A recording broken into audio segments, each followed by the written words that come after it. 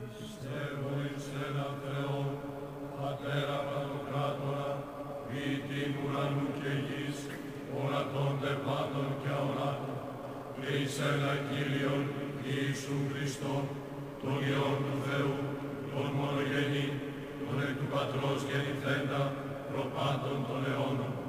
φως εκ οδός, Θεών αληθινών, εκ Θεού αληθινού, γεννηθέντα, ου ποιηθέντα, ομοούσιον το Πατρί, διού τα πάντα εγένετο,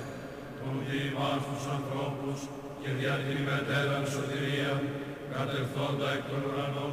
και σαρκωθέντα εκ Πνεύματος Αγίου και Μαρίας της Παρθένου και ενανθρωπίσαντα, σταυρωθέντα τε υπέρ ημών επί Ποντίου Πιλάτου και παθόντα και καταφέντα και αναστάντα την τρίτη ημέρα κατά τας γραφάς και ανελθόντα εις τους ουρανούς